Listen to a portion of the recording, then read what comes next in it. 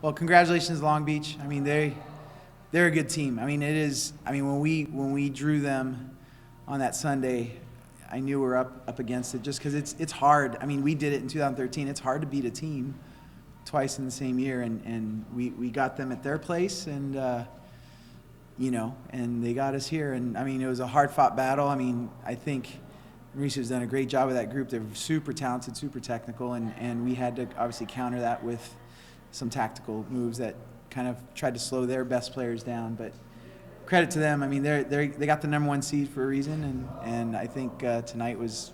I mean, it was. I mean, I feel really good about my group. That's for sure. But I mean, the game's just a game of inches sometimes. Do you feel like that red card in the last section of the game was a turning point of the game?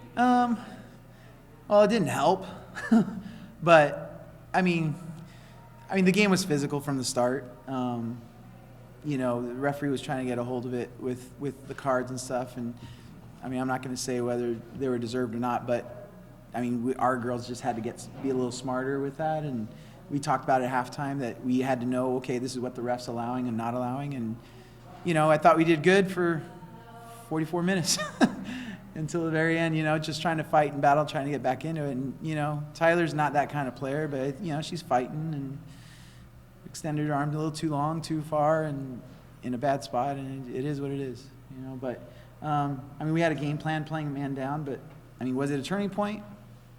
I mean, I don't know. I don't know. At overtime, even if we're even numbers, I think it's going to be a coin flip just because both teams are exhausted and we had our chances, to be fair, in the second half. And the fact that she got a yellow early for basically complaining. Yeah. And so that's.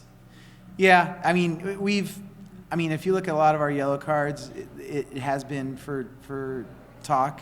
Amber, our center back, she's a stud. I'm going to miss her, but she's gotten most of her yellow cards just because she's a tough defender, and sometimes you come in a little late, and those happen. And that's, for me, it's like it is what it is. But talking, we just got to get a little more mature that way. Now, when you play with 10, I mean, how does that change what you do? I mean, do you kind of have to adjust? Yeah. Those positions? Yeah, Long Beach did a really good job of switch and play, and so what we did was we just pushed our three forwards. Obviously, we didn't have three forwards because Tyler left, so our two forwards, we just sat them wide, trying to just kind of slow down their switch of play. We kept our midfield the same and our back line the same, but I mean, you train playing a man down. You hope you don't have to do it, But at that point, once it was overtime, to be honest, we were just trying to get to penalty kicks, to be fair. I mean, we knew if we were going to get any chances, it were going to be far and few between, so we just had to do our best to defend, and then hopefully put Blanca and Mata on the break, on the odd occasion. So. Was there kind of an emphasis because you guys came out with a rush the first 10, 15 minutes and had most of the possession? Was that sort of the plan to kind of hit them hard, hit them quick? I think that's been the plan all year. I mean, that's just how we play. I think I agree. I mean, we had a good run at them for the first 15, 20. I think in the second half we did the same, and actually we sustained that a little longer than 15, 20. But Mauricio again did a good job with them. He changed their shape, which gave us a little bit of trouble, which is why the first half we were holding on at the end of the first half, and thankfully we kept it at zeros, and we were able to make some adjustments at halftime, and I think that's what you saw in the second half. It kind of, at least whether it was turned to our momentum or not, it definitely evened out.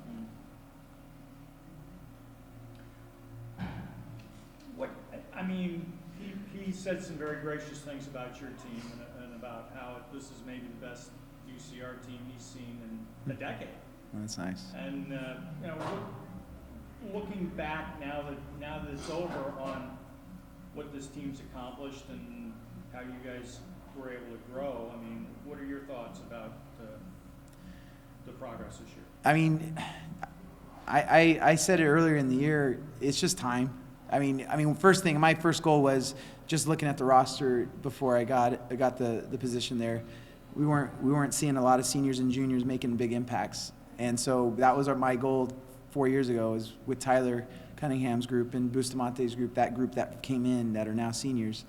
We're, as coaching staff, we just want to treat the program in such a way that they'd still be fighting as seniors, and I think you saw that. I think you saw them fighting, and I think that's kind of what, the good teams, they have a lot of maturity and a lot of experience, and I think that's why it hurts so bad for these girls, because I think that we felt like this was our year, and getting 11 wins and putting ourselves in that spot, and our RPI is as high as it's ever been since back in 2005. So we've done a lot of good things, but I think it's time and just kind of nurturing the program to where they're still fighting when they're older, because that's hard to do. They get their little stubborn, they get their own ideas, and you're just trying to manage that all the way through till so that you can utilize that experience. How does this help going forward then?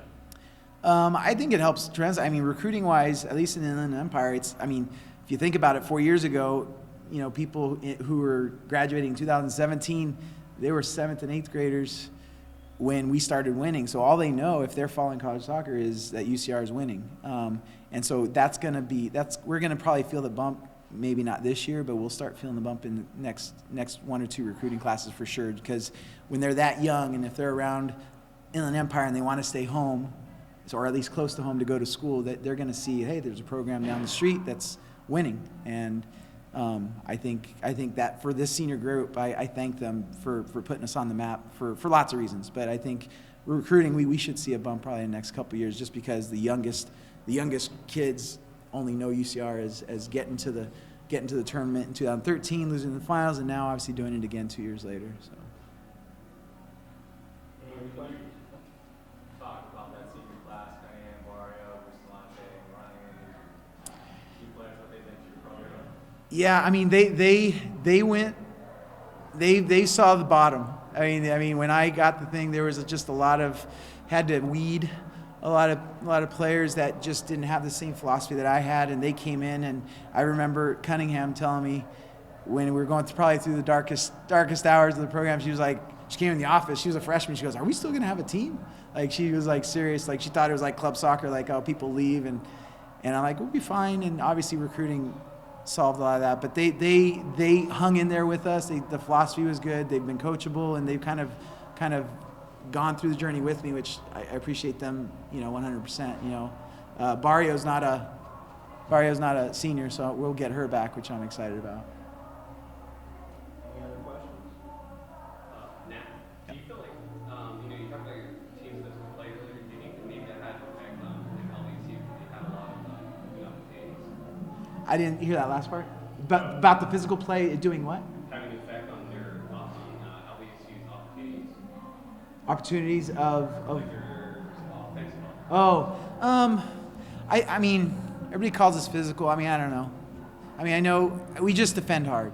And I think because we have a pressing tactic in the way we play, we're going to come in late sometimes, and it looks like we're out of control. But we just, again, when you're pressing and defending so high, if you notice, we defended and tried to win the ball really high next to their goal, and we had some opportunities because of that. And so fouls are going to happen. And I think because of our tactic, it does give us good opportunities on goal. But as the teams, everybody's got film on each other. So as the teams get better, Mauricio's seen film, we see film on them. A lot of that's going to get calmed down. But earlier in the season, you can take advantage of it because people aren't used to seeing that.